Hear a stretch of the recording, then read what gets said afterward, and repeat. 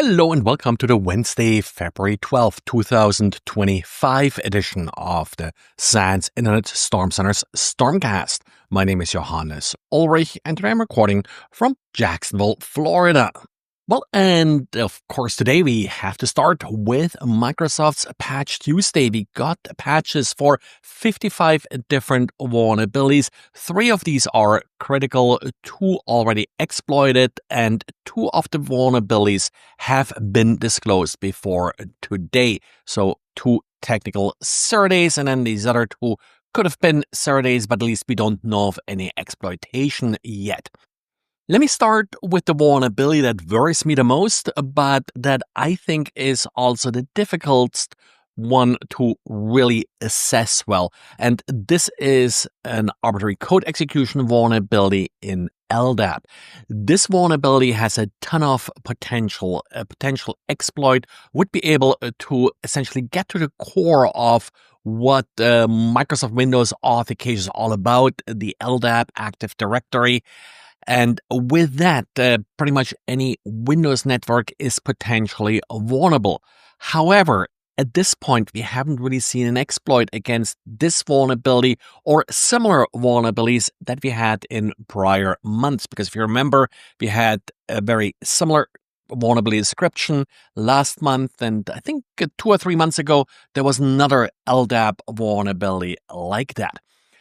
What you really should consider at this point is, given that we have sort of this succession of different vulnerabilities, there's always a chance that there are more coming. So keep that in mind when you're mitigating this. Keep notes if you're running into any issues with mitigation here.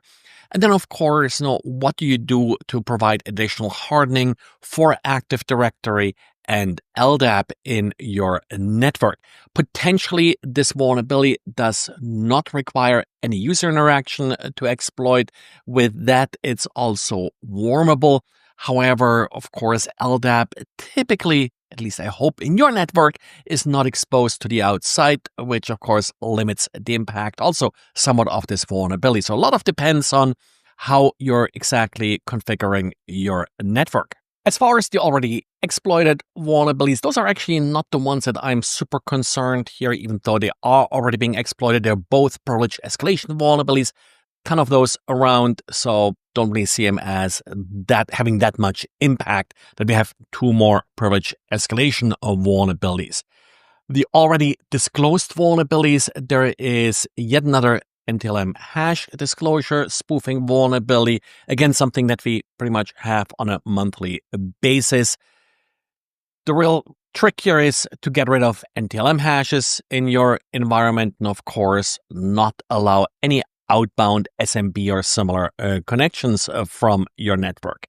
And then there's also a Microsoft Dynamics 365 elevation of privilege vulnerability. Not the most popular software package, even though companies that do run it probably have a ton of critical data in their Microsoft Dynamics install. Other than that, I think we're dealing here sort of with a sort of overall average, maybe a little bit less than average Patch Tuesday. There's also a DHCP client service remote code execution vulnerability.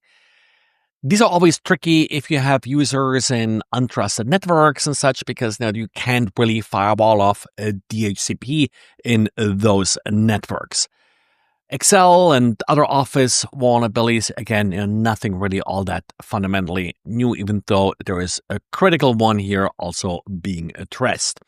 Overall, address the patches, watch out for the Active Directory and LDAP part, how you're going to deal with that. Again, that's the one that I would really focus my attention on, but a lot depends on how this particular service is used and configured in your network. And then we got also updates from Adobe for Patch Tuesday. They updated 7 different products.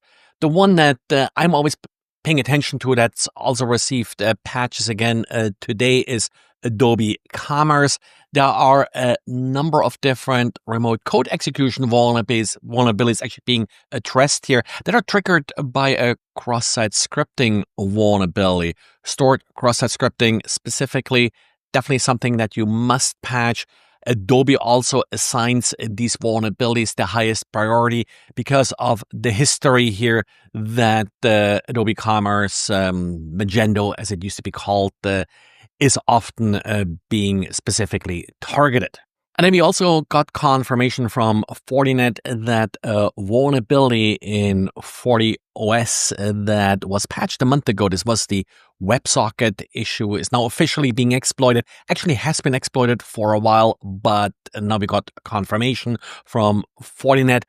Also, I've seen some exploits for it on the internet that appear to be valid. So definitely, if you haven't patched yet, consider any unpatched devices compromised at this point. Well, and this is it for today. So thanks for listening and talk to you again tomorrow.